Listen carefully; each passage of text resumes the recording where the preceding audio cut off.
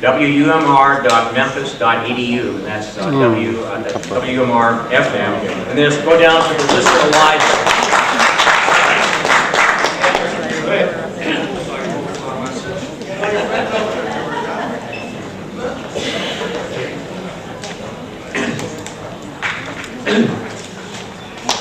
Gee, this is probably, in 35 years, the largest crowd we've ever had. So give yourself a round of applause.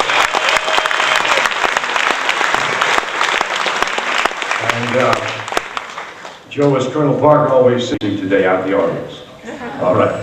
Joseph Diamond Joe from Chicago.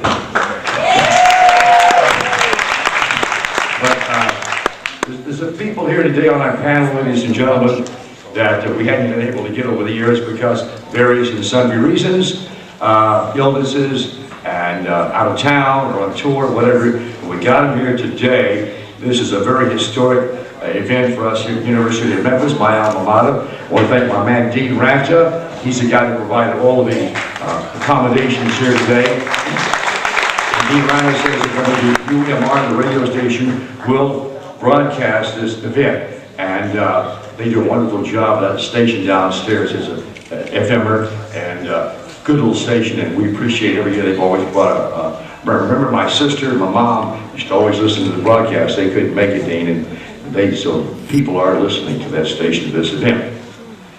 But thanks for coming out, ladies and gentlemen. As I was coming in, Channel 13 stopped me out there at Fox Network and wanted to know why I thought this Elvis perpetuates himself year after year after year, and it keeps on getting bigger. And I said, well, you know, if you do your homework, you find out, which is pretty damn simple. You know, the guy was an innovator, trailblazer. He changed the world. He changed the way we talk, the way we walk, changed our music, the way we wore our hair. He changed everything, and he always was doing something different. Like Elvis always said, GK said, if you're not doing anything different, you're not doing anything. And that's why he dressed different in high school. That's why he moved on the way he did on stage. And that's why he knocked him out in Las Vegas and things of that nature. But be that as it may, we're going to move on because we've got a great panel here today. And we always open up with the inscription on the grave marker as written by his dad, Marian Presley. He was a precious gift from God. We cherished and loved him dearly. He had a God-given talent that he shared with the world, and without a doubt, he became the most widely acclaimed, capturing the hearts of young and old alike. And I might add, still doing so today, Mr. Presley. He was admired not only as an entertainer, but as a great humanitarian that he was, for his generosity and his kind feelings to his fellow man. He revolutionized the world of music and received its highest awards. He became a living legend in his own time, earning the respect and love of billions. God saw that he needed some rest and called him home to be with him. We miss you, son and daddy.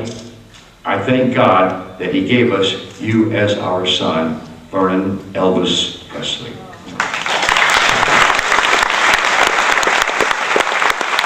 Once again, ladies and gentlemen, thanks for coming. We appreciate you so much. We've had so many wonderful events this year. The Mafia reunion was the best we ever had. Albert's on beautiful all records. We were sold out 3 months in advance. And then Joe Esposito's fundraiser at Beale Street on Handy Park. I talked to the officials down there. It's the largest crowd in an afternoon in the history of at that park, Handy Park. So, the game still rocks and rolls. And ladies and gentlemen, opening our event here today, for several years we had his dad, for more than several actually, Sam C. Phillips, the man who was the godfather of rock and roll, discovered Elvis, etc. And of course Sam passed away several years ago, and then we had Knox and Jerry, his sons. Well, Jerry is running the radio stations down there in Alabama, and his number one son, I guess you could say, is with us today. He's been a little bit under the weather the past couple of years, and he told me, he said, GK, I'm gonna be there, heck or high water. And so today he is here, ladies and gentlemen. As I said, the son of the godfather of rock and roll, Sam Phillips. This is his number one son, Mr. Knox Philips.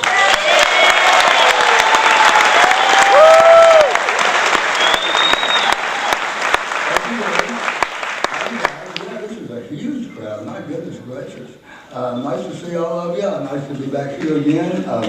Missed a year or so and have missed you guys. I think here's the thing. First, let me tell you, my voice is, you know, when you go through cancer a few years ago and they take out one of your vocal cords, you know, you kind of get a cold, and it's not a good thing, if you know what I mean.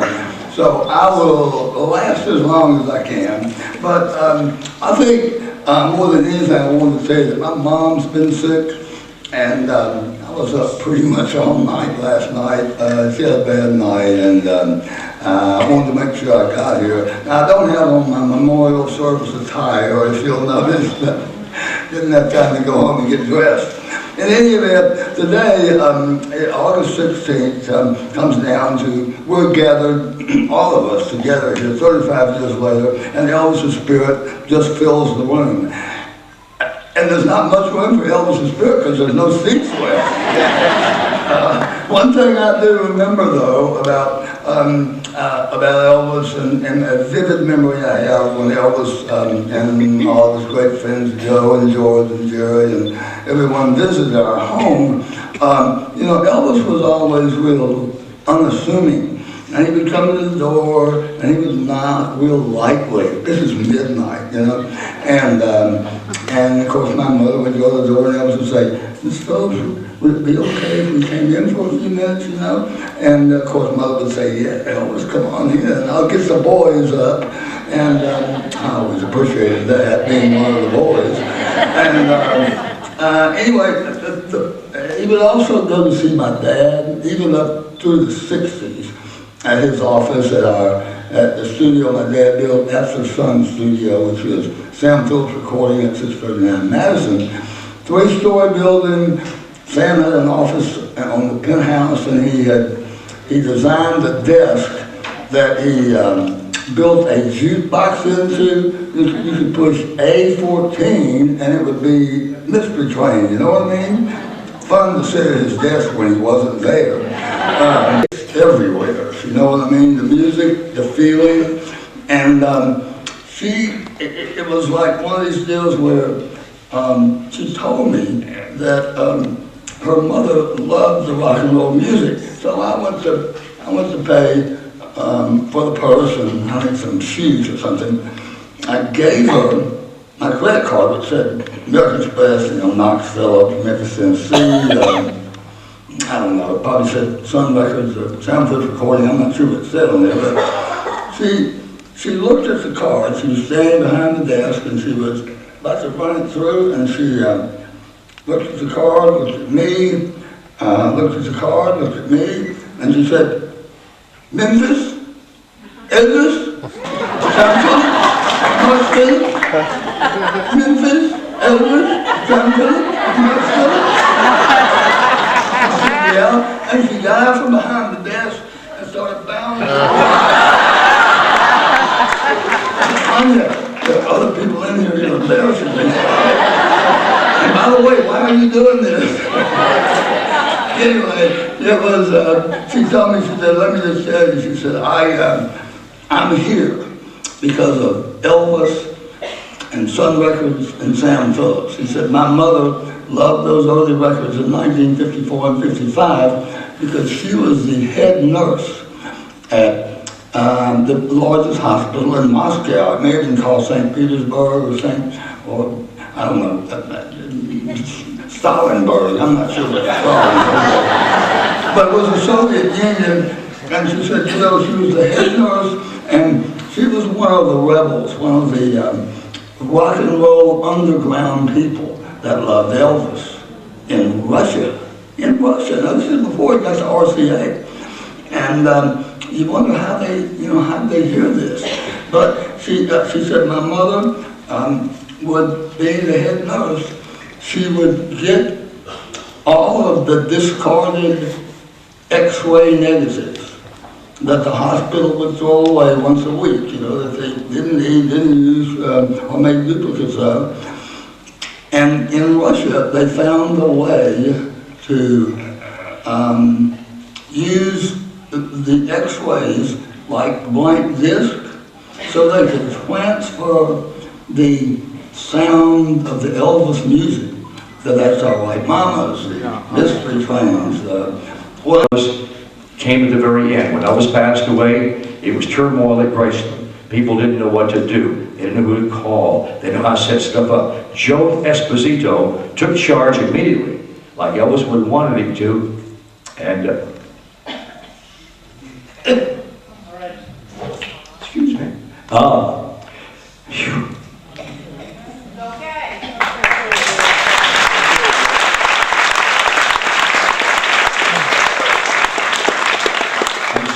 But Joe took charge and planned Elvis's funeral and did a marvelous job. Ladies and gentlemen, Joe Esposito.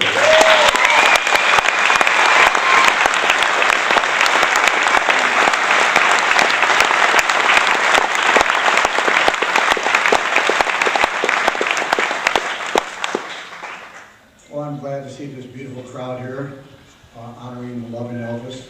And you always will, I hope, definitely. Anyway, I got to thank Elvis tremendously. When I met him in the Army, the minute I shook his hand, I knew we would be good friends. And we were from that time on, all the way till he passed away. And I got such great memories of him. I'd have to be here about 3 years to talk to you about him. Anyway, but it's just amazing. I got to thank Elvis for everything in my life. I still travel around the world giving talks about him. He's still a big part of my life. And thanks to him, I met good friends like George Klein, Jerry Phillips. I lived with all these people. It was so amazing, and I got to thank Elvis for that every day. And you know, it's just so amazing. He's been gone 35 years. I can hardly believe that. I don't know where the 35 years went. But you know, I did work with a lot of big stars after Elvis passed away because of Elvis. You know, I worked with the Bee Gees. I took them all over the United States in 1979, and all they wanted to do was talk to me about Elvis. That's the truth. I'm telling you, Barry Gibb, I still talk to him today. And then after that, I worked with John Denver. He took the TCD band with him, so that was fun for me too. But then John would want to know about Elvis too. And then after that, I took the Carpenters all over South America and Brazil, and they want to talk to me about Elvis too.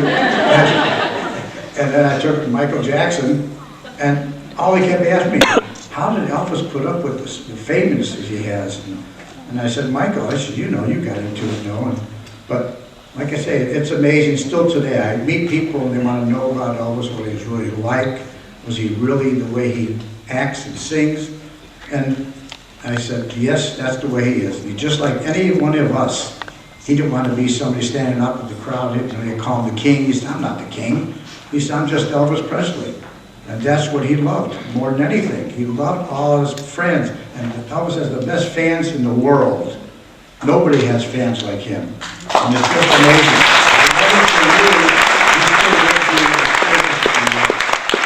So I really have to tell you, I can't go into all my stories. I'll be here for about a week anyway. But I really got to thank God for having me meet Elvis in the Army. And I got drafted 3 years earlier than normal.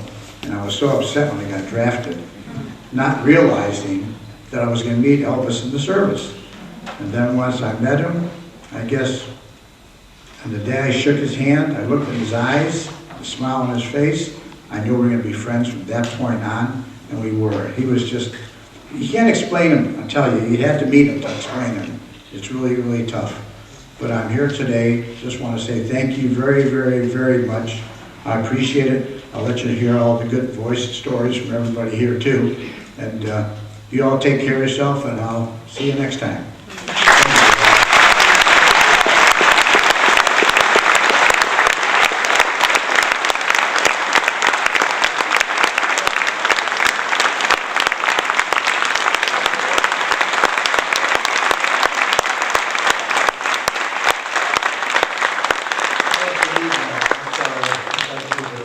Okay?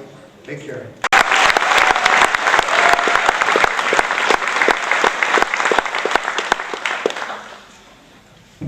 Welcome to Elvis Week. How many is this your first Elvis Week? My goodness, we still have a few. Welcome. First off, I want to thank the university. Has different categories, and it has categories for non-performers.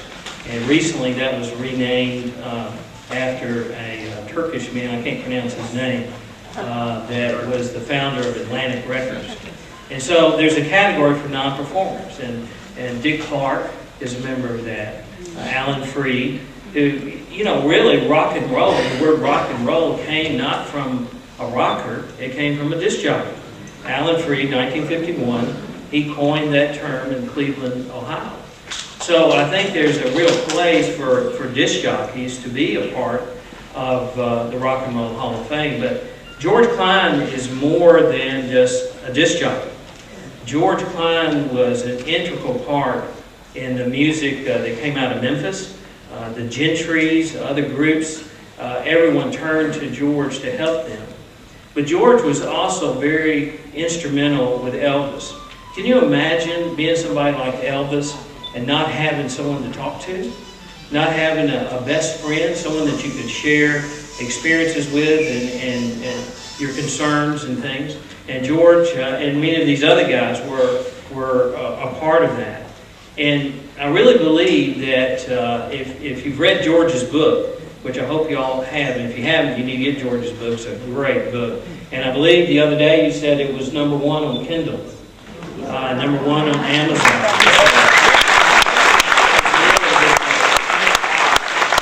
But anyway, there was a story in that book. In fact, the book opens with this story, and I think that if you really study the story, that you can see how important it was in the life and career of Elvis.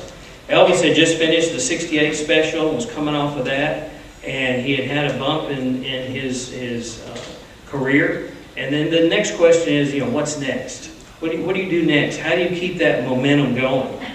And as in George's book, he and some other guys are at Graceland. They're having dinner. There's people there at the dinner table that have one idea about which way Elvis ought to go, and another group has another idea. But George Klein had a good suggestion. Now, you know you're a best friend when you tell people things that maybe they don't want to hear. Someone that's not a best friend is something you tell them things that they want to hear. And so at that dinner table, the question was what to do next. And George had the fortitude and the love of Elvis to get up and say what his opinion was. And his opinion was, he said, Elvis, you need to get down to American Studio and start recording there. There's so many great opportunities there. And I truly believe that really helped propel Elvis's career after the '68 special, that he went to American Studios, recorded such great songs as Suspicious Minds. Does everybody know Suspicious Minds?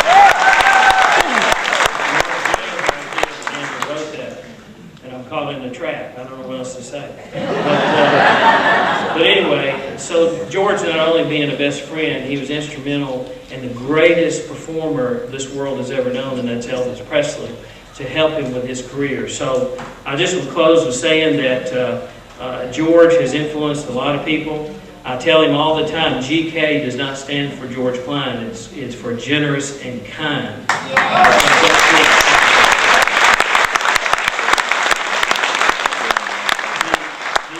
That he alluded to Tuesday for Joe Esposito, he worked so hard, and I talked with him many times about this, about all the work he had put in to help Joe Esposito. But that's the kind of person that George Klein is. He's a great ambassador for Memphis, he's a great ambassador for Elvis, and he's a great ambassador for the world. So I think that George Klein needs to be in the Rock and Roll Hall of Fame, and you'll be given information later about how you can help do that by going online and voting for George. It don't cost anything, but you go online and vote for the Jeeker in your speaker. Tough. She was just like you saw in television movies. She had that little white dress on. She had them white hose on, and that little pill box sitting on top of her head. Well, and she didn't take no crap from anybody. And you'll see what not even from Elvis, but they hit it off like gangbusters. But she was tough, and now she has mellowed down over the years, and she is, and she goes on every Elvis cruise. She stays for the king and keeps perpetuate his memory as much as she can with her wonderful banquet called the Miss Marian Cocke's annual banquet for charity, and she distributes all the proceeds to wonderful charities around Memphis and the Mid-South. And it's not easy to put on a banquet when you're 86 years old. She's 86 years young.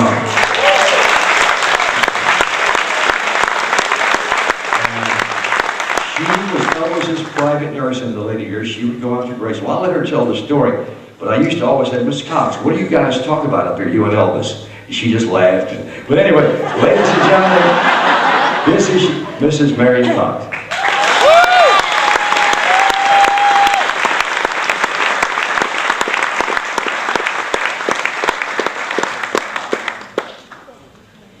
I don't really need this walker. I use it for affection.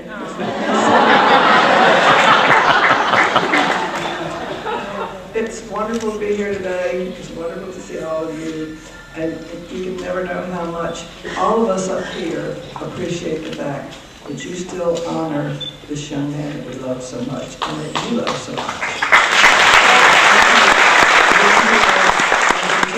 Because every time I see these crowds, I think, and he asked me, would they remember him? I think so. I want to start telling you what this is like, just a few words to Elvis Presley's nurse. First of all, the ladies, it was wonderful to rub us back. Secondly, the ladies, it was, you know, it was so unusual to be sleeping so soundly in your room, even when he was in the hospital, and have somebody shaking your shoulder and say, Miss Cocke, Miss Cocke. And I'd say, what, honey? I can't sleep. Would you come and talk to me? 2 o'clock in the morning? Yeah. I put my robe on, sitting room for the suite, and we talked until it was time for me to take a shower and put my uniform and go to work. And that's sort of the way that was.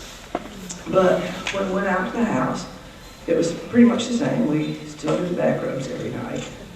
And we visited, and we sat in Lisa's room for hours. I probably saw as much of Elvis in the period of time that I was with him, with the hours that some of these folks spent with him over the years. Is that all right, George? It was forever, and we had a wonderful time, and people often say to me, what was your best time with Elvis Presley? And I can't give them that. All I can say is every moment, because every moment was just like the other. It was super nice. It was great, because he was such a wonderful man, and we had a lot of fun. So I'm going to tell you 3 quick stories about some of the things. I was going to tell you 2, and I didn't know Jerry was going to be here, so I got to throw that in. Before, but you're going to hear it again, because, you know, this is 35 years later, and we've all been talking about, you know, I mean, how much more can we tell other than to repeat what we've already told? So when you get to be as old as I am, you'll see where I'm coming from, because you don't always remember what you've done or what you had for breakfast this morning. So I think the first story I'll tell you is about Maggie. Maggie was a young black lady that worked for Elvis, and she brought his coffee up to him when I would call the kitchen and ask her if she would bring the coffee up, and she would bring coffee up in 2 cups, and we would always have coffee together. And I lathered his coffee for him. The first time I was there, he said, I can't get this coffee right. And so we poured that out, and I poured him some more, and he said, would you fix it? And I said, yes, and I don't use sugar, or most of the time not even cream in my coffee. And so I fixed it like I had watched my husband fix his. Well, he never sugared and creamed his coffee again. I lathered it for him all the time. And because he said I did it better than he did. But one night Maggie came up and she brought our coffee to us. And she started out of the room, and Elvis said, my God, Maggie, you have the biggest ass I have.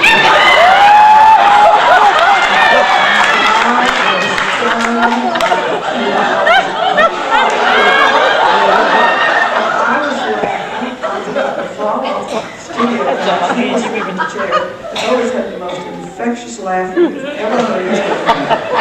And he's just hooping and hollering, and Maggie is red-faced and laughing, but she turns around and she runs out of the room.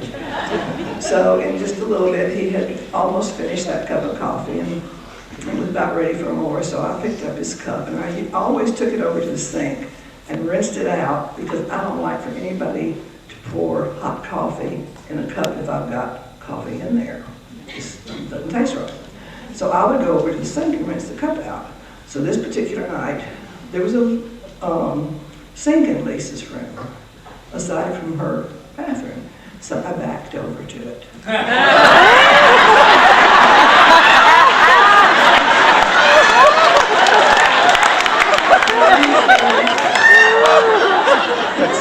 What the hell are you doing? And I said, if you think I'm going to let you tell me that my ass is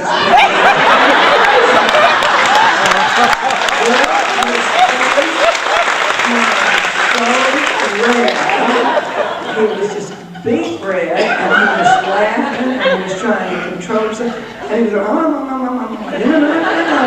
and I said, look, Woody, don't sit there and lie to me. I can tell it's written all over your face. And then another favorite story was the night he asked me if I knew how to make banana pudding. And I said, well, certainly I know how to make banana pudding. And he said, would you make some for me? And I said, well, yeah, I'll make some for you, but you got 6 cooks out here. And he said, well, I'd rather you make it for me.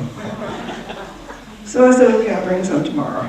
And he said, don't leave it downstairs. When you came and brought those 2 Carol pecan pies, I never got any of it because the guys ate it before I got downstairs. I said, okay. So I made the banana pudding, I took it upstairs and put it in the little refrigerator in the sink in Lisa's room. So he came in that night and we had our coffee, and he said, did you bring it? I said, yeah. And he said, let's have some. And I said, you haven't had your breakfast yet. This is going to be breakfast. So I called downstairs and I asked Maggie to bring a couple of bowls. You know what Elvis said? We don't need it, I've got my spoon. And so I took the bowl of banana pudding, I mean it was this big, about that thick, and he said, just put it right here. If you think he offered me any, you're crazy. He ate half of that banana pudding out of the bowl, and he said, pick the rest up for tomorrow night. I never, ever got to taste the banana pudding. Unless it was okay, you know, he ate the rest of it the next night, it didn't seem to kill him. But in the suite one night, before I had ever gone to Graceland, there was Jerry and Elvis and Dean and me. And I think, if I'm not mistaken, Jerry, the Miss America pageant had been on, it was in September, it was about that time. So we're sitting there just talking, you know, and visiting and having a nice time. And all of a sudden, he pops up with, Elvis, I don't know how it is that you ever got well. And Elvis said, what are you talking about? He said, you had a cock, a semen, and a kidney taken care of.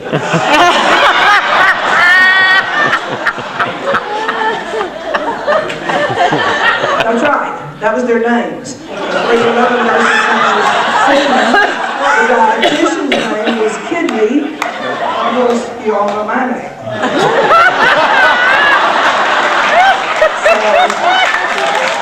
I never said a word. I didn't say a word.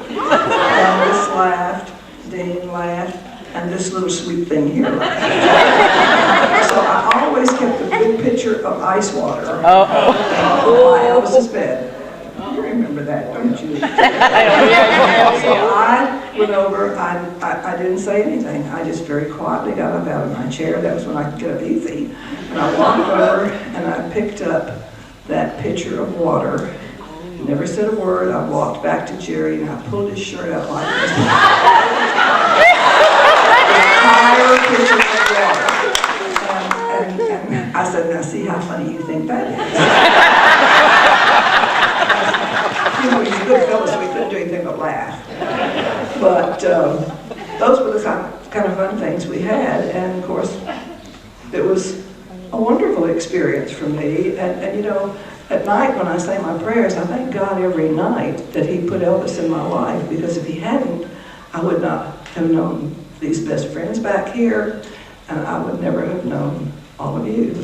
And I think God did that because He knew that I was going to be alone one day, and yet I would still have a family. And I've got these guys, and I've got all of you. So, you know, I got a huge family.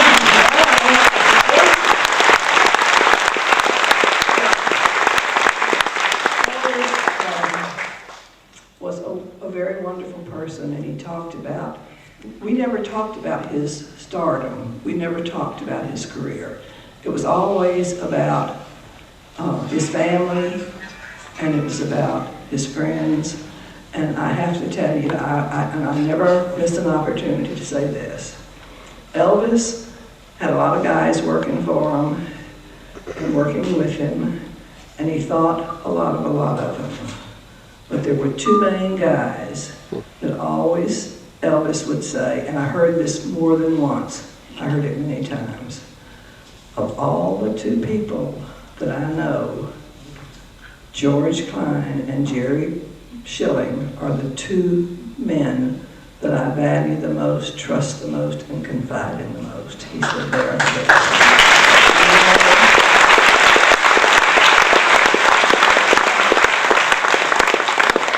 I love all of them too. Well, some of them I don't love, but they're not here.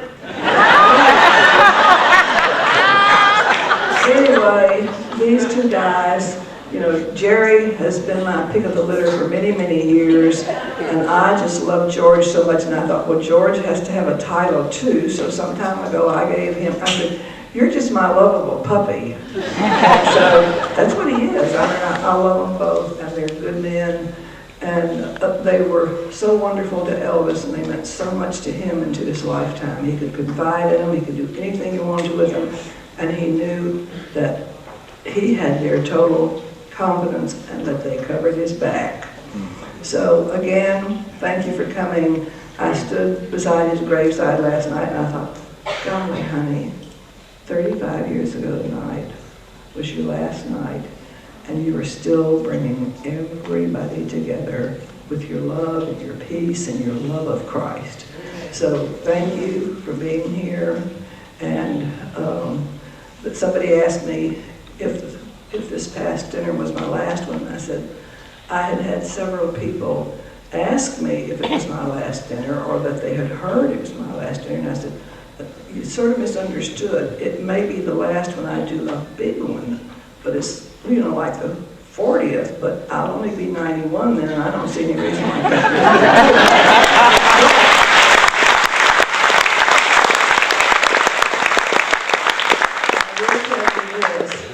As long as I'm on this side of the dirt, I will continue to hold these dinners and honor Elvis Presley, and we will do with our money what Elvis did with his. We use it to help other people.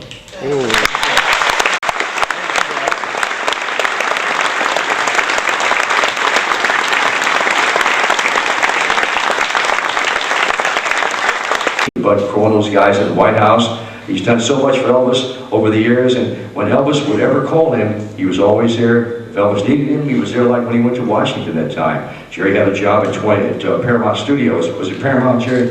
He was becoming a film editor and director, and he gave up that position to go with Elvis. And he was always there when Elvis got his life threatened in Las Vegas that time. First guy that Elvis called was Jerry Schilling, and he said, Elvis, I got to work, but I'll be there. And Elvis gave him a gun and put him on stage, and he was in the orchestra as one of the defendants in case anybody tried to attack Elvis. I know you've heard that story where a guy said he was going to kill Elvis at the midnight show, and Elvis got a little nervous about it. He put a lot of guys in the orchestra with guns and things of that nature, and the FBI was there working as waiters, and the Nevada State Police were working as just in the audience like they were an audience, but nothing ever happened. The kicker to that story was, I'll never forget when Elvis told me, I said, Elvis, what happened? He said, well, he said, you know, they told me to walk out sideways so the guy wouldn't have a good shot at me. and they wanted to wear a bulletproof vest. And Jerry knows the whole story, but the fun thing that I never forget Elvis told me, he said, and you know what, GK? I said, what Elvis? He said, about halfway through the show, this guy, and Elvis hated with a passion for anybody that called him by his last name. Didn't like it. Came from the Army days. So this guy said, hey, Presley! And Elvis turned sideways. He said, yeah, what do you want? And the guy said, would you please sing Hound Dog? And he said he sang the Brothers Hound Dog. Anybody could ever sing. Jerry was in the orchestra carrying a gun defending Elvis at that moment. He would step in front of a bullet. He'd step in front of a train for the king. Ladies and gentlemen, he's been loyal to the legacy and perpetual history of Elvis Presley. My dear friend, Mr. Jerry Allen Shilling.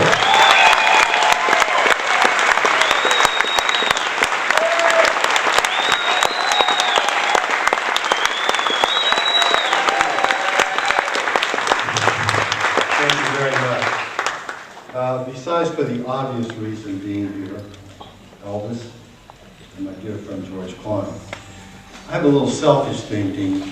I keep talking to you about this. You know, George has got 3 degrees. I was a senior at the University of Memphis. When I got the offer, I couldn't refuse. And Elvis asked me to go to work for him.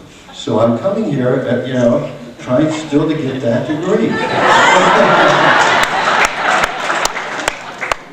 Oh, Marta, you remember all the times I was scared of this guy escaping me. I mean, he was dangerous. So, but it's a true honor to be here with my friends, and I got to know Cynthia real well last month up in Canada. I know the lady next to her a little bit, and I love her very much. And it's just an honor to be here with all of you guys. Thank you for everything you've been doing for these shows over the years. And speaking of the legend, Mark James.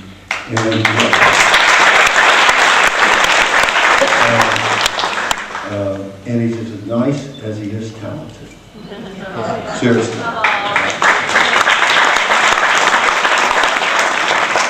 There was a guy that started working for Elvis. I knew Elvis for 10 years before I started working for him. But there was this weird guy coming from California, and all of us Memphis Mafia guys and football players and stuff, who is this guy, whatever. And I have to say, I was one of the few guys that liked you outside of Elvis. But Larry, I think there was a side, I know there was a side of Elvis that he needed to express. And I think Larry gave him a real, much more opportunity, when you say George, than Elvis had with us guys. And Larry, your relationship with Elvis actually enriched my relationship with Elvis because of the conversations that we could have. So,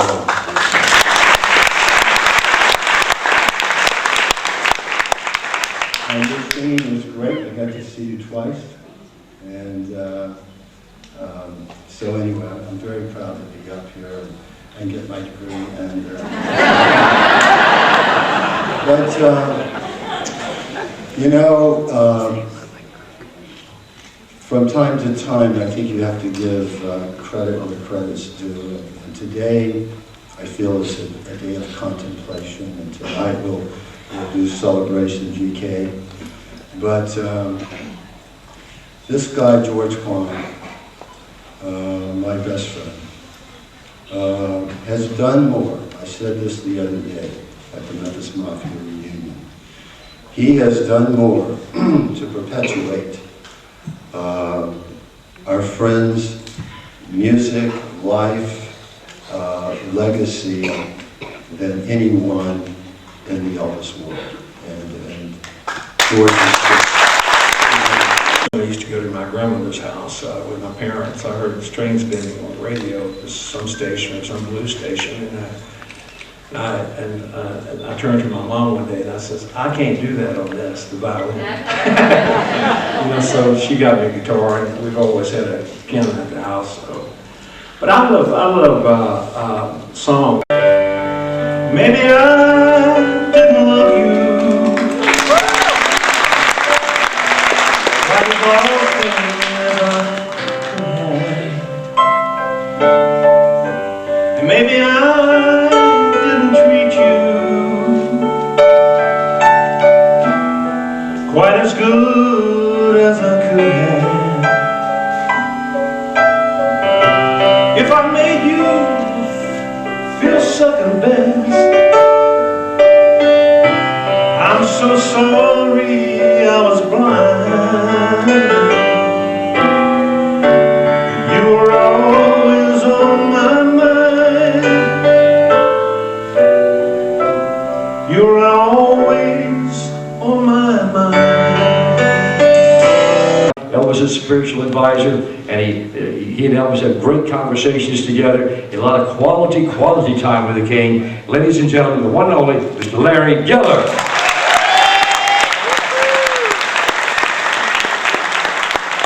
There were only two guys, and all the Memphis Pocket guys, and all the guys in Elvis's group, only two guys called him Lawrence. That was Elvis and me, Lawrence Geller.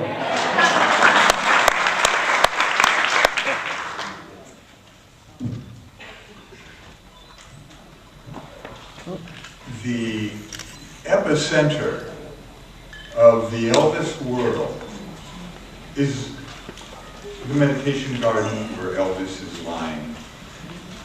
That's the very center. But a few yards away, there's a booth. That's the pulse of the Elvis world. And George Klein keeps that beat going. It's all George Klein.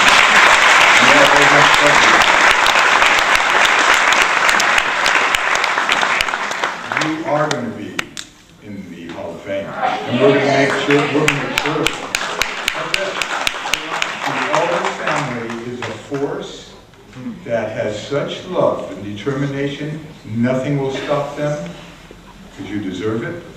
And as far as we're concerned, well, I know you are the greatest DJ in America.